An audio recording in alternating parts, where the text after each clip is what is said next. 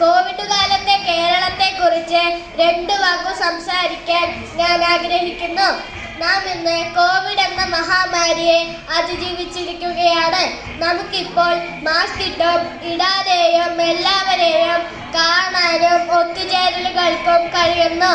എന്നാൽ ഒരു നീണ്ട തുരങ്കത്തിലൂടെ ഇനി മുന്നിൽ എന്തെന്നറിയാതെ നടന്നു പോകുന്ന ഒരു യാത്രികന്റെ അവസ്ഥയാണ് കോവിഡ് കാലത്ത് നാം നേരിട്ടത്. കർശനമായ നിയന്ത്രണങ്ങൾ, ഭയപ്പെടുത്തുന്ന വാർത്തകൾ, അവയ്ക്കിടയിൽ കോവിഡ് അതിജീവനത്തിന്റെ ചിന്ത പോലും തുരങ്കത്തിന്റെ മറുവശത്തു നിന്ന് അരിച്ചിറങ്ങുന്ന പ്രകാശരശ്മികൾ പോലെയാണ്. ചൈനയിലെ വുഹാൻ എന്ന പ്രദേശത്ത് തുടങ്ങി ലോകം മുഴുവൻ വ്യാപിച്ച കോവിഡ് ഒടുവിൽ കേരളത്തിലെ നമ്മുടെ വീട്ടുപടിക്കലുമെത്തി. കൊറോണക്കാലം കേരളത്തിനെ നമ്മെ മാറ്റിയത് ചെറുതല്ല. തിരക്കു പിടിച്ച് ഒന്നിനും സമയമില്ലാതെ ഇരുന്ന നാം പെട്ടെന്ന് 4 ചുവരുകൾക്കുള്ളിൽ ഒതുങ്ങി. അതിലൂടെ നാം ഈ രോഗത്തെ പ്രതിരോധിക്കാൻ ശ്രമിച്ചത് ഫലം കണ്ടു. പക്ഷെ ജോലിക്ക് പോലും പോകാൻ കഴിയാതെ നാം നിത്യജീവനു വേണ്ടി കഷ്ടപ്പെട്ടു. എങ്കിലും കേരളം മറ്റുള്ളവർക്കൊരു മാതൃകയായി നിലകൊണ്ടു. മുഖ്യമന്ത്രിയും ആരോഗ്യമന്ത്രിയും നമുക്ക് പകർന്നു തന്ന ധൈര്യം ചെറുതല്ല. നമ്മുടെ കേരളത്തിലെ ആരോഗ്യ മേഖല വഹിച്ച പങ്കും മാതൃകയാണ്. കേരളത്തിലെ ആരോഗ്യ പ്രവർത്തകർ യുദ്ധമുന്നണിയിലെ പോരാളികളായി നിലകൊണ്ടു.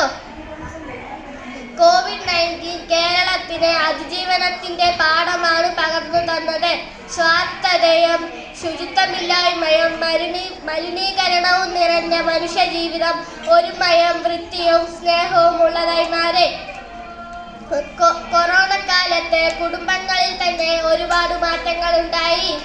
കുടുംബ ബന്ധത്തിന്റെ പരിവചനയും പങ്കുവെക്കലും കൂടുതൽ ശക്തമായ കാലമായിരുന്നു അത്. വീടുകളിൽ കൂടുതൽ സമയം ചെലവഴിക്കാത്ത മക്കളുടെ കാര്യങ്ങളിൽ കൂടുതൽ ശ്രദ്ധ ചെലുത്താനും അവസരമുണ്ടായി. കൂടാതെ നമ്മുടെ വീട്ടിലെ ചക്കയുടെയും പപ്പായയുടെയും ഒക്കെ രുചി നാം തിരിച്ചറിഞ്ഞു. കോവിഡിനോടുള്ള പോരാട്ടത്തിൽ ദൈവങ്ങളെ അടക്കം പൂട്ടിവെക്കേണ്ടി വന്നു. ആരാധനാലയങ്ങൾ അടച്ചുപൂട്ടി. ഈസ്റ്ററും വിഷുവും പൊങ്കലും കൊറോണയിൽ ഒലിച്ചുപോയി. കൊറോണക്കാലം നമ്മെ പഠിപ്പിച്ച മറ്റൊരു കാര്യമാണ് ധൂർത്ത് എത്രത്തോളം നമ്മെ പിടികൂടിയിരുന്നു എന്നത്. വിവാഹാഘോഷങ്ങളും സൽക്കാരങ്ങളും മരണാനന്തര ചടങ്ങുകളും നാമമാത്രമായി മാറി. അന്തരീക്ഷം ശുദ്ധീകരിക്കപ്പെട്ടു. മനുഷ്യൻ ഈ പ്രപഞ്ചത്തിൽ ഒരു ചെറു കീടത്തിനോളം പോകുന്ന ജീവജാലമാണെന്ന പാഠം നാം പഠിച്ചു. കോടിക്കണക്കിന് ജനങ്ങളുടെ തൊഴിൽ നഷ്ടപ്പെട്ടു. അതിലൂടെ ആ കുടുംബങ്ങൾ പട്ടിണിയിലായി.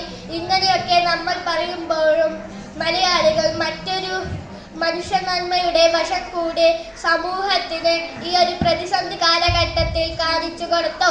സമ്പൂർണ്ണ ലോക്ക്ഡൌൺ പ്രഖ്യാപിച്ച സമയത്ത് അത്യാവശ്യ യാത്രകൾ നടത്തുന്ന ആളുകൾക്ക് ഭക്ഷണപ്പൊതികളുമായി തെരുവുകളിൽ യുവാക്കൾ കാത്തു നിൽക്കുന്നത് മലയാളി മനസ്സിനെ അലിയിക്കുന്ന ഒരു കാഴ്ചയാണ്.